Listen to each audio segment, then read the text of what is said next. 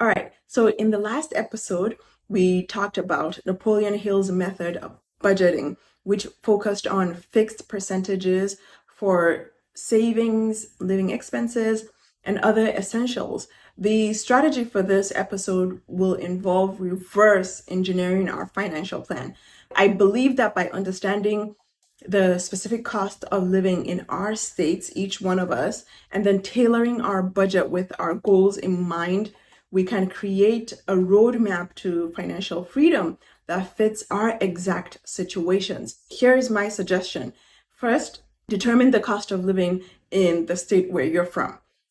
Just do a quick Google search or search the Department of Labor's website. These are usually public information. The cost of living varies dramatically from one state to another. And even from city to city, it's always good to add margin of errors, of course, uncertainties. We've learned this.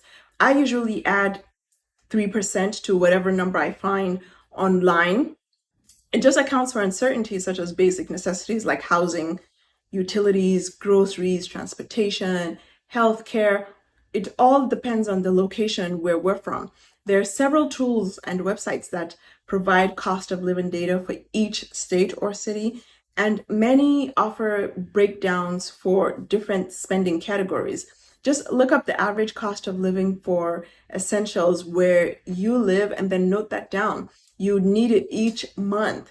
Once you figure that out, then you move towards reverse engineering everything. This is not rocket science, I promise you. It all depends on how organized we all are or how organized we like to be. Some people don't like to be organized, and that's okay. And once you determine that cost of living, it's easy to begin to follow the percentages in the last episode from Napoleon Hill's suggestion.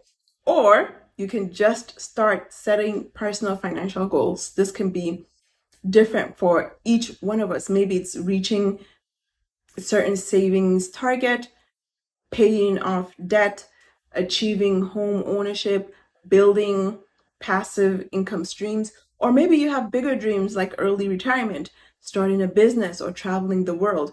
Ask yourself, what is it that I truly, truly want? Then write down the top goals. We've talked about this goals.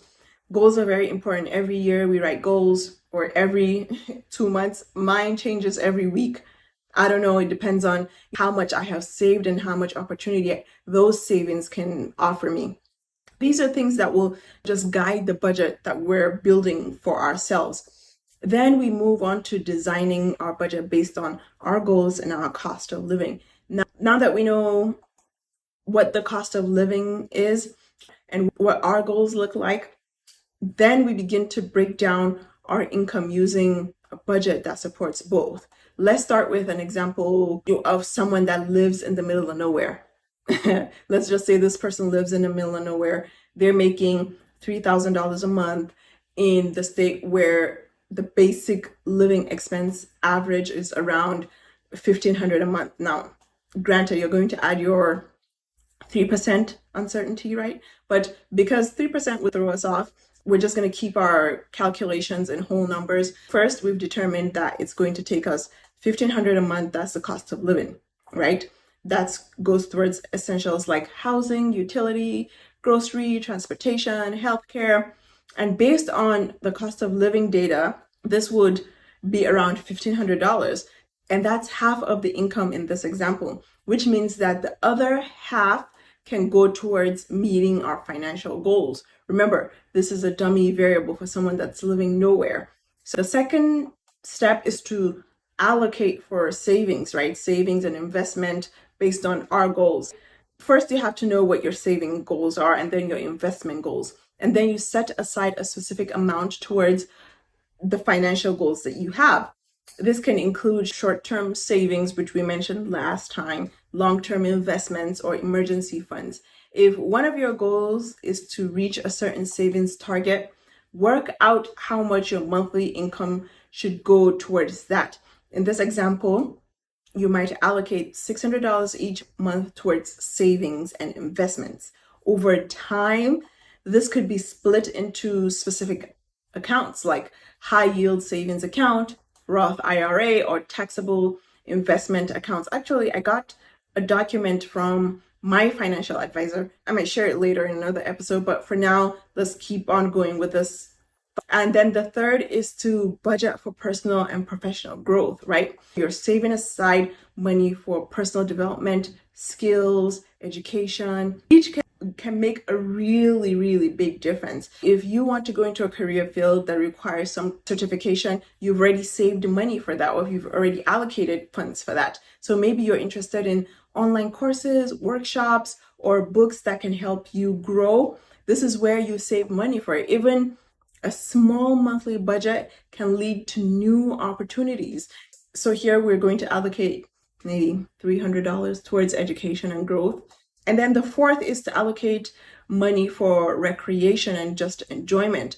Financial freedom also includes enjoying life. So allocate a portion for recreation.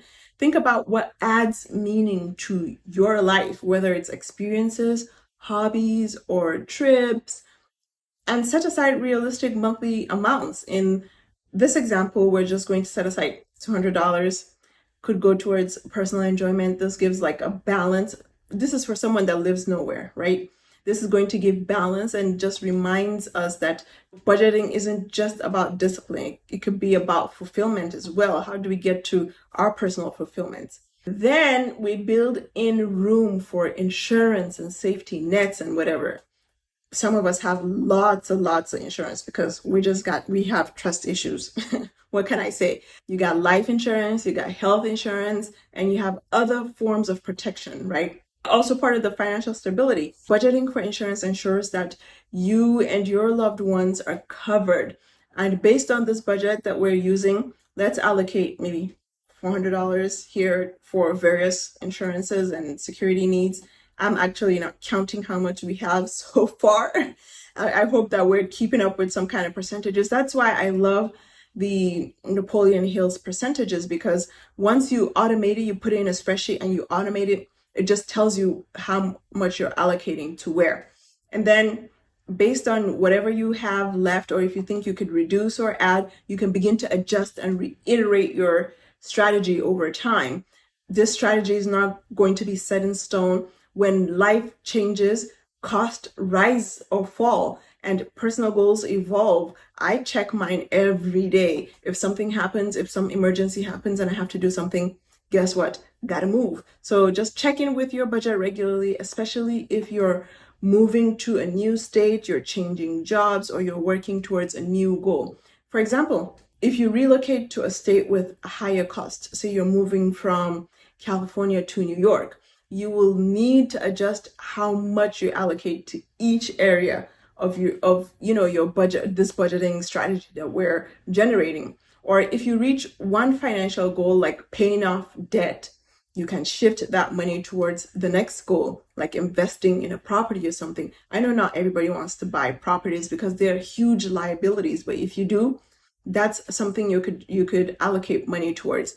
So step 5, I guess, use your state's cost of living to plan for the future. So finally, we're considering long-term impact of our location on our finances. If our current state's cost of living is very, very high, we might want to relocate to maybe lower costs. I know a lot of people do this during retirement.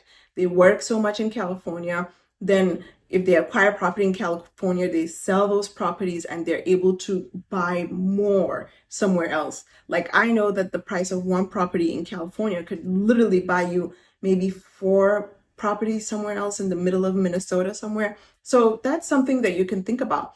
And especially if you're working remote or you have flexibility that allows for it, the difference in housing and taxes and other expenses can significantly affect the financial plan over time. This strategy is all about taking control, knowing exactly what our cost of living is, and then reverse engineering our budget based on personal goals and designing a plan that's unique for us. And by doing this, we're not just achieving financial freedom, but we're also creating a life that aligns with our values and our dreams.